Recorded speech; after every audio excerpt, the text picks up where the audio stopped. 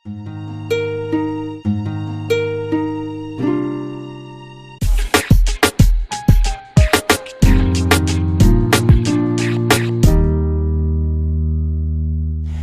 pozdravljeni v še eni oddaji Aktualno, v kateri bomo tudi danes pogledali, kje vse se je ustavila naša ekipa.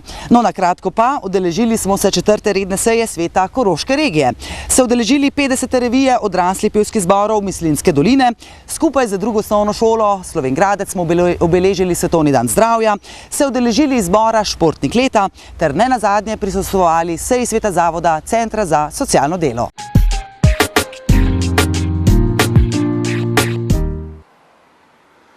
Lepo pozdravljeni iz inkubatorja, kjer je potekala 4. redna seja Sveta Koroške regije, na kateri se je med drugim predstavil tudi osnutek strateškega načrta, in sicer za pospeševanje konkurenčnosti gozdno-lesne industrije na Koroškem. Več pa z direktorico RRA-ja, gospo Karmen Sonjak.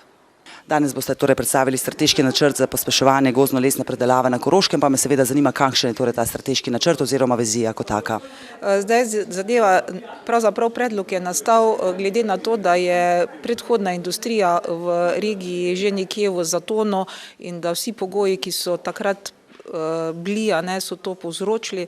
Zdaj imamo pač namen, da dejansko imajo tudi sami nosilci dejavnosti lesne, tako primarne kot sekundarne dejavnosti, interes, da se med sabo povežejo in da stopijo skupaj in da dejansko postavimo nek lesno-predelovalni center, ki bi dvignil to panogo v regiji naprej oziroma bi tudi dal nek zagon za razvoj regije v tem sektorju.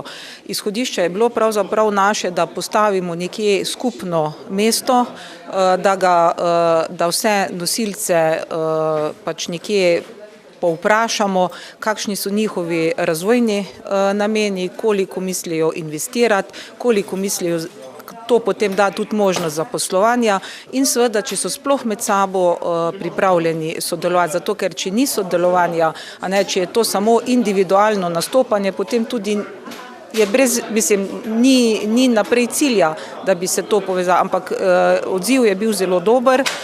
Nekje smo tudi skozi samo vzpostavljanje pred 2 letoma gospodarskega središča regije nekje povezali predvsem te, ki so nosilci lesa, in tu je bilo pravzaprav potem tudi izhodišče za pripravo nekega dokumenta, ki bi dal seveda tudi širši vidik, ker sama proizvodnja, samo vlaganje v to brez nekega razvoja, brez šolanja, brez izobraževalnih programov pač ne prinese rezultata. In v tem strateškem načrtu, vsaj predlogu, smo mi povezali vse to. Povezali smo nekje območje, kjer bi se to nastalo, kjer že trenutno obstaja lesno-predelovalna industrija, povezali smo potem nosilce, povezali smo izobraževanje, in pa seveda zdaj je pač naša naloga, da o tem, da je to naša prioriteta, prepričamo tudi državo. In kdaj bi se naj torej ta strateški načrt pričel izvajati? Ja, zdaj je zadeva pravzaprav taka, da dejansko tu bo neka varianta javno-zasebnega partnerstva, seveda pri tem vsi pričakujemo tudi neko sodelovanje strani lokalnih skupnosti in seveda začeli bi takoj, ko bo tudi ta naslednja programska perspektiva v aktiviranju in da bo tudi ta naša prioriteta prepoznana v okviru teh prednostnih osi pri programiranju naprej. No, hkrati se je predstavila tudi iniciativa po vzpostavitvi skupne notranje revizijske službe, in sicer kot organa skupne občinske uprave v Koroški regiji. Seveda sem več izvedela od gospe Metke Navršnik iz RRA-ja Koroške d.o.o. Torej, na seji Sveta Koroške regije ravno vi predstavljate ta predlog možnosti vzpostavitve skupne notranje revizijske službe, in sicer kot organ občinske uprave v Koroški regiji, pa seveda najprej, kaj to sploh pomeni in ne nazadnje, kaj bi s tem doprinesli. Hvala. Sama notranja revizija pomeni dejansko notranji nadzor poslovanja. V 100. členu Zakona o javnih financah je obveza predstojnika, da to notranjo revizijo tudi organizira. Sedaj, če pogledamo, imamo 80 proračunskih uporabnikov v regiji in vsi izvajajo notranjo revizijo na način, da najamejo zunanjega izvajalca. To predstavlja cirka po ocenah, kar sem povzela v svoji nalogi, 116 000 evrov letno.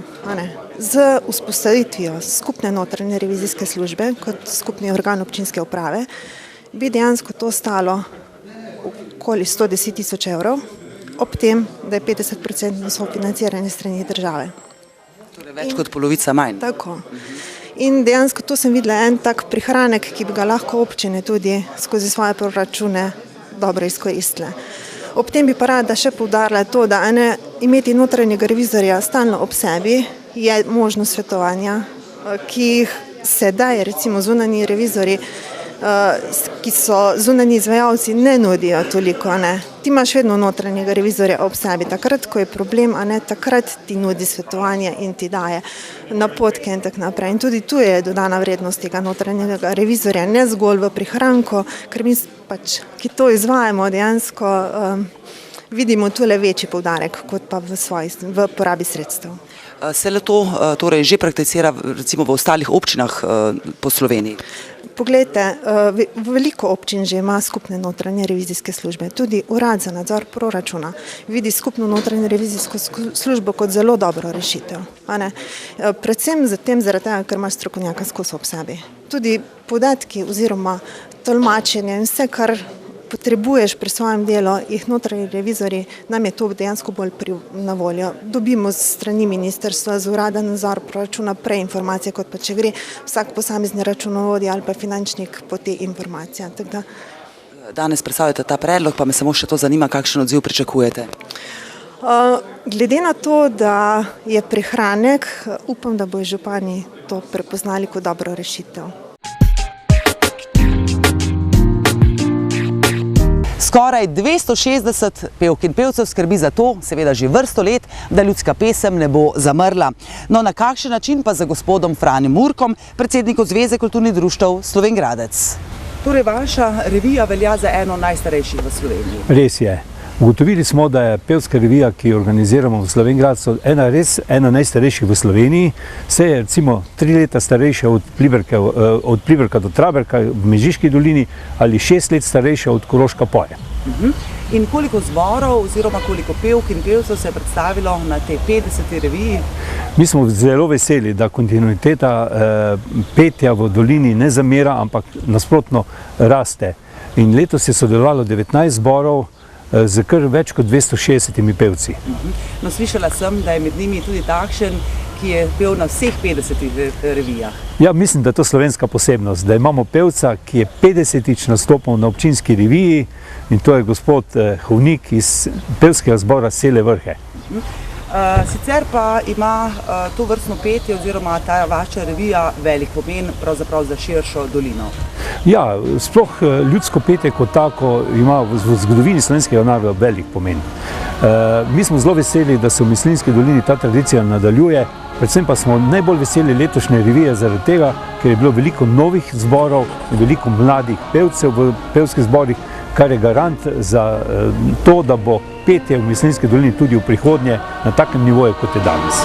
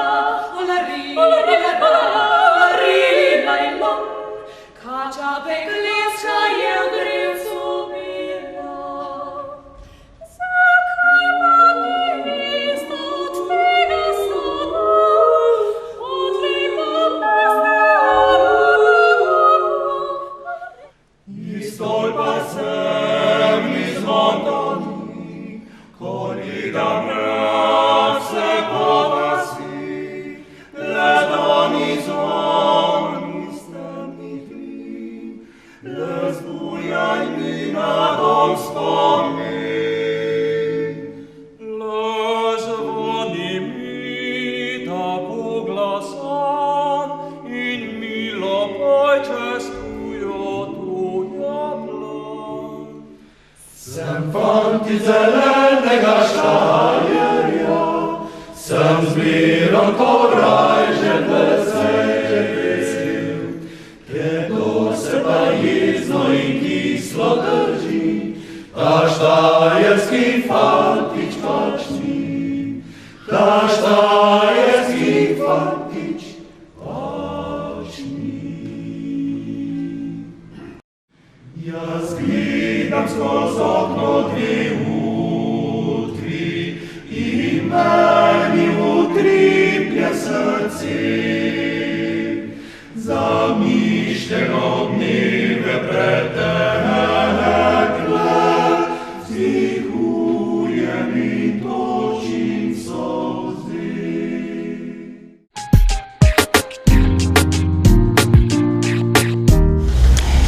Aprila obeležujemo Svetovni dan zdravja. No in veliko pozornost temu pomembnemu dnevu namenijo tudi na drugi osnovni šoli. Pa prisluhnimo besedam ravnateljice gospe Nadi Duler. Torej, Svetovni dan zdravja obeležujemo ravno v teh dneh. Tudi druga osnovna šola v Slovenj Gradcu se je odzvala temu dnevu. Na kakšen način oziroma kaj boste nenazadnje pripravili? Druga osnovna šola se vsako leto udeleži oziroma obeležimo dan zdravja. Saj smo od leta 1992 v projektu Zdrava šola in je to za nas en zelo pomemben dan. Moram povedati v tem trenutku tudi, da smo v lanskem šolskem letu oziroma v mesecu septembru tudi pridobili plaketo ob 20. obletnici Zdrave šole v Sloveniji in so seveda nam hvaležni, da to že tako dolgo peljemo. Kaj pravzaprav je Zdrava šola? Na naši šoli se trudimo s svojim programom, ki je vpleten v celoletni delovni načrt. Se trudimo naučiti naše učence in tudi seveda nas same delavce šole zdravega življenjskega sloga. To se pravi, učimo se različnih veščin, kako ohraniti svoje zdravje in seveda poskrbeti za svojo prihodnost. Letos bomo dan zdravja obeležili v soboto, 12. aprila. Seveda bomo učenci in učitelji prišli že zgodaj zjutraj peš v šolo, o tem bo kaj več povedala kolegica. To peš v šolo projekt seveda organiziramo v okviru FIT Slovenija. Nadaljevali pa bomo z programom Zdrave šole, s projektnim dnevom, z različnimi delavnicami od 1. do 9. razreda. V teh delavnicah se učenci učijo, kako negovati oziroma si ustvariti svoj zdrav življenjski slog. Od tega, da se učijo o zdravi prehrani, o zeliščnih namazih, o sadnih nabodalih, o varovalnih živilih. Potem se učijo o zdravem načinu preživljanja prostega časa, o pohodništvu, potem se učijo o sproščanju, o jogi, o zdravi hoji, potem se učijo v 8. in 9. razredu v delavnicah za izboljšanje čustvenega in duševnega zdravja, veščin, kako premagati stres, kar se ga ne moremo izogniti, kako si zastavljati realne življenjske cilje, ki seveda nerealni povzročajo stres in podobno. Tako da resnično poskušamo, seveda se trudimo, ne vemo, a nam to vedno uspe, važna je ta volja in pozitivna energija. Ob 11. bomo zaključili ta naš projektni dan skupaj z vsemi učenci, delavci šole in pa vsemi starši, upam, da se jih bo čim več udeležilo, hoje po mestnih poteh za zdravje in smeh. To se pravi, ob 11. se odpravimo izpred naše druge osnovne šole, gremo skupaj v mesto, kjer skupaj z Srednjo strokovno zdravstveno šolo Slovenj Gradec vsako leto organiziramo tek, hojo in pa seveda stojnice, ki tudi opozarjajo mimoidoče in Slovenjgračane o pomembnosti ohranjanja našega zdravja. Mogoče bi še povedala posebnost, pričeli smo v lanskem šolskem letu v športni dvorani, bomo gostili Srednjo strokovno zdravstveno šolo, zdravstveni dom in pa program SVIT. z enim ogromnim modelom črevesja, kjer si bodo lahko učenci skozi črevo, sprehodili se bojo skozi tunel črevesja in si ga bojo lahko ogledali in tudi z strokovnim vodenjem spoznali našo notranjost in kako pomembna je tudi konec koncev zdrava prehrana in pa gibanje za zdravje, vse to, kar bodo že prej skozi delavnice spoznali. Tam bodo tudi ponujali več postaj, oživljanje, prva pomoč in še nekaj naj ostane presenečenje in seveda vabljeni tudi Slovenjgračani, vsi meščani in kdorkoli drugi obiskovalci, da si lahko to tudi ogledajo, predvsem od 11. do 1. ure opoldne.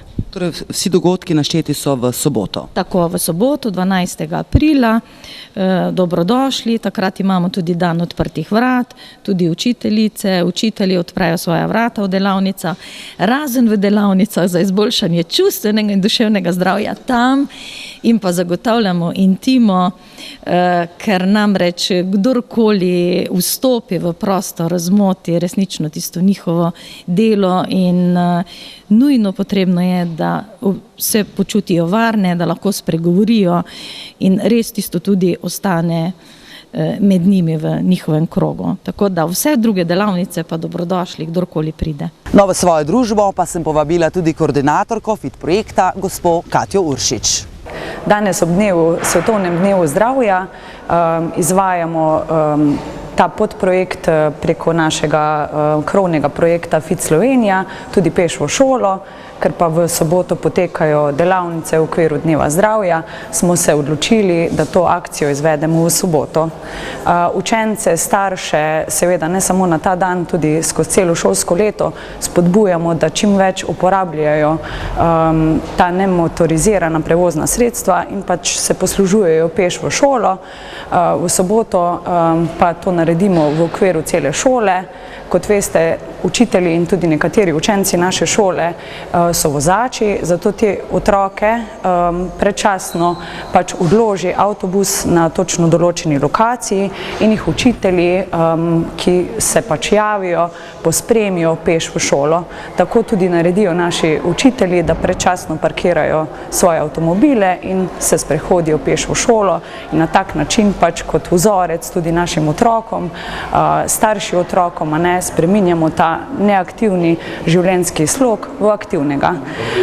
Seveda, da bo pa to naše zdravje čim bolj podkrepljeno, jih bomo v tekom tega tedna tudi v okviru samega pouka učiteljice odpeljale na različne pohode. V nekaterih razredih se bodo celo lotili sedenja na hopi žogah in tako tudi pač naredili nekaj za našo hrbtenico, za pravilno držo. V sredo zjutraj pa bomo še izvedli test hoje zjutraj pred šolo in spodbudili vse otroke, da se lahko udeležijo tega testa hoje. In tudi je to neke vrste pokazatelj, kako smo pripravljeni na ta spomladanski čas, ki nam pač ponuja najrazličnejše aktivnosti.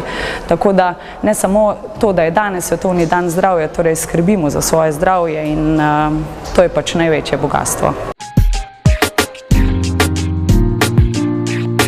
Na športnem dogodku leta se je občina Slovenj Gradec zahvalila tistim, ki so v največji možni meri predstavili hrbtenico športnih dogodkov in uspehov v preteklem letu.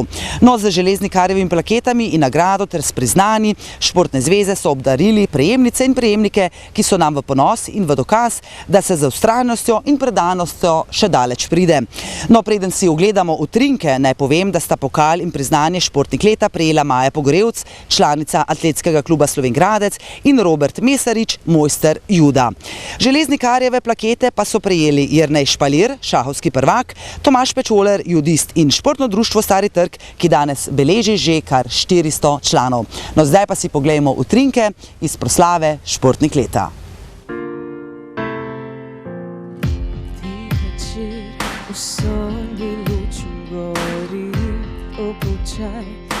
Mrzli posteli, mislim si, tako se pač mi zgodi.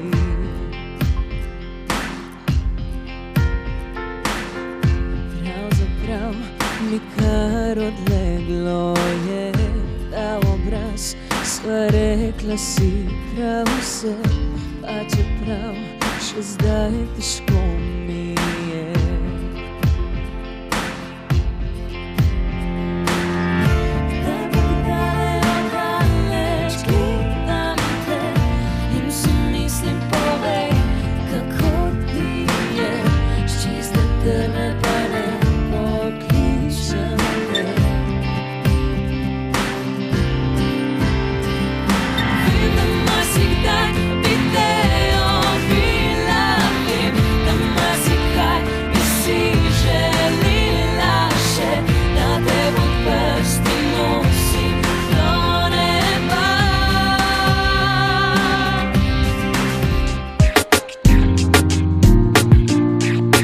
Ob koncu pa še k Centru za socialno delo, kjer je ponovno zasedal svet zavoda.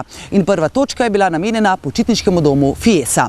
No, mestna občina Slovenj Gradec in občina Mislinja sta dom oddali v upravljanje Centru za socialno delo, ki izvaja počitniški program delno kot tržno dejavnost, delno pa izvaja program za socialno šibke otroke. Presežki iz tržne dejavnosti ne zadoščajo za redno vzdrževanje, kaj šele za nujne posodobitve doma, sta torej ugotovili občini lastnici, seveda iz letnih poročil Centra za socialno delo. No in zato sta se lastnici odločili, da dom preneseta v upravljanje na zavod Spotur. Prisluhnimo županu Slovenj Gradca, gospodu Andreju Času in gospodu Francu Šilaku, županu občine Mislinje, kaj sta seveda povedala ob tej priložnosti. Torej, kakšen je bil danes povzetek današnje seje oziroma kakšno je na zadnje stališče mestne občine Slovenj Gradec torej glede doma Fiese? Se je spremenilo mnenje? Ne, stališče mestne občine je že kar nekaj časa enako. Predlog za sporazumno razveljavitev pogodbe je bil dan že pred nekaj meseci. In danes je svet Centra za socialno delo o tem odločal, sklep pa je bil soglasno sprejet, da se v letošnji sezoni še izvede program preko Centra za socialno delo, takoj po končanju te sezone pa se upravljalec menja, torej bo pogodba sporazumno prekinjena in se izbere novi upravljalec doma v Fiesi, to pa je seveda po našem predlogu zavod Spotur. Center je najbolj nasprotoval temu prenosu upravljanja ravno zaradi teh otrok, katerim nudijo brezplačna letovanja. Kako boste konkretno uredili te stvari preko terminov ali kako drugače? Ne, to pa je zdaj malo napakic, ker brezplačnih letovanj ni, vsako kosilo je treba plačati. Torej, ta letovanja, ki so cenejša za določene skupine otrok, se krijejo z sredstvi, ki jih dobi center na razpisu, od Zavoda za zdravstveno zavarovanje ali pa preko drugih razpisov. In delno ta sredstva namreč ne zadoščajo za oskrbovalni dan, delno tudi iz tržne dejavnosti ali pa iz amortizacije, ki se ne porabi za obnovo doma. Torej, ta razlika, ki bo seveda še naprej ostajala, ker te programi se bojo še izvajali v domu naprej, bo pač potrebno potem najti vire za to razliko, bodi si povečati tržno dejavnost, da bo torej ostalo več denarja za socialne programe ali najti še več razpisov in pri tem seveda želimo, da se s Centrom za socialno delo še naprej dobro sodeluje, če so pri tem že določene izkušnje pri pridobivanju teh virov, je to toliko bolje. Župan Mislinje, eden od lastnikov, je o tem konkretnem vprašanju razpravljal na eni izmed občinskih sej. Verjetno nisem dovolj dobro sledila, a vendarle ste razpravljali to z svetniki in seveda, vkolikor ste, kaj so na to porekli? Ne, ta pogodba je brezplačna, torej nima neke vrednosti in veste pa do 20.000 se lahko tudi neposredne pogodbe delajo. Zato ne rabim mnenja sveta, ampak o vseh ostalih zadevah, ki se bojo pač potem pojavile, torej o zagotavljanju proračunskih virov za socialne programe, seveda bo pa potrebno imeti sklep občinskega sveta, da se to zagotovi. Kar se pa tiče Mislinje, imate pa župana tole. Torej, tudi občina Mislinja je ena od lastnikov tega počitniškega doma. Na zadnje, ko sva govorila, ste dejali, da boste razpravljali z svojimi svetniki. Kakšne so bile odločitve konkretno? Seveda smo mi v četrtek na seji sveta opravili to razpravo. Bom poskušal povzeti na kratko. Nekako so se svetniki odločili, da zaenkrat ne razmišljajo o prodaji kapacitet, da pa seveda treba poskrbeti za to, da bo upravljanje doma učinkovitejše. Poudarki iz te razprave, ki so bili dani, da pravzaprav samo stanje doma terja, da se poišče neka dolgoročnejša strategija, ki bi pravzaprav tudi vključevala, kako priti do obnove doma, tako da bi bila ponudba doma konkurenčna. Namreč verjetno veste, otroci iz Mislinje niso v preteklem letu letovali.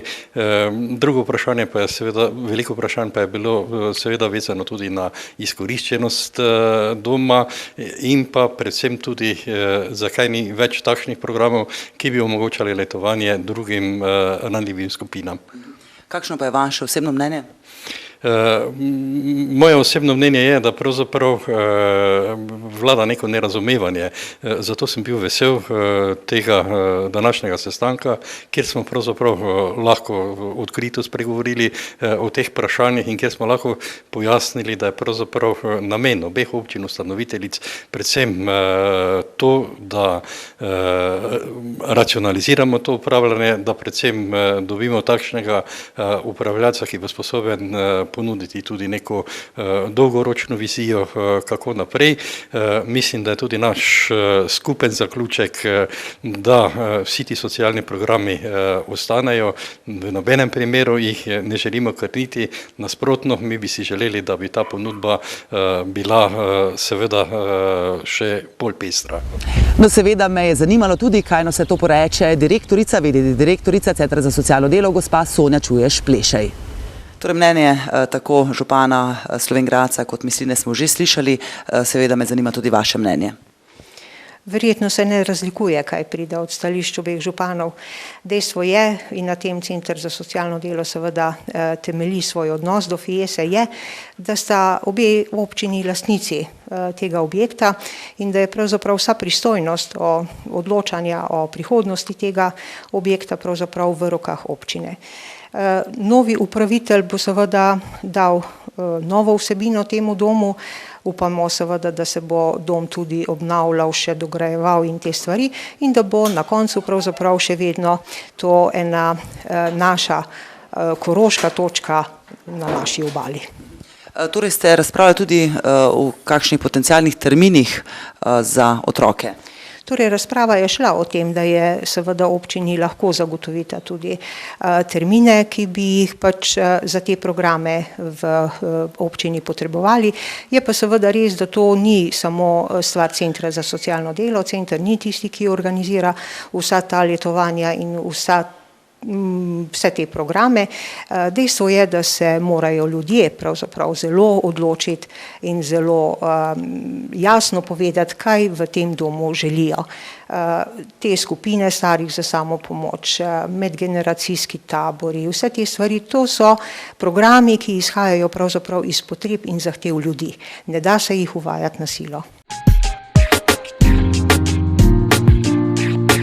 No, v nadaljevanju pa so člani sveta zavoda Centra za socialno delo pregledali prispele vloge za že tretji ponovljeni razpis za direktorja Centra za socialno delo.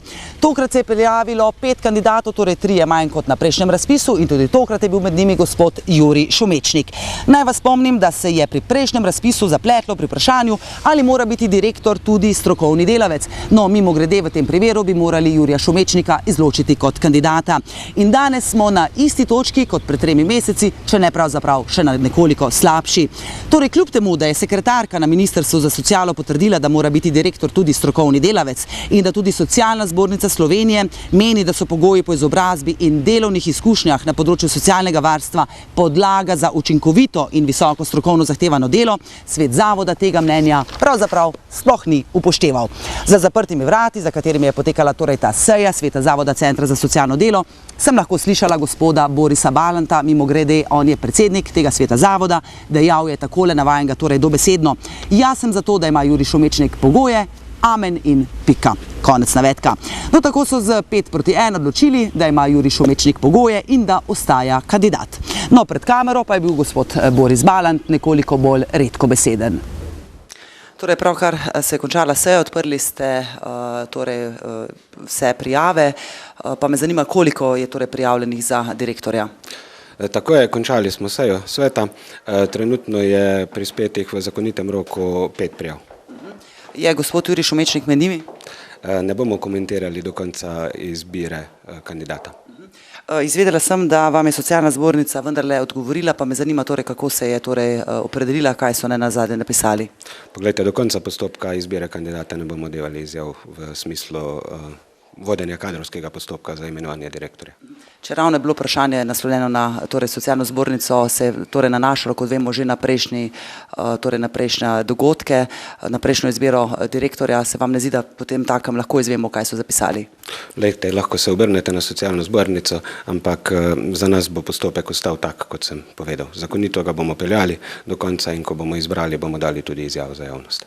Kaj mi torej lahko danes sploh povete?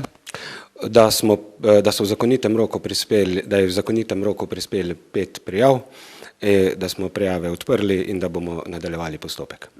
Ravno sem šla mimo vrat, slišala sem, da ste glasovali. O čem ste glasovali? Glasovali smo o precej stvari, imeli smo 6 točk na dnevnem redu in o vsaki točki posebej.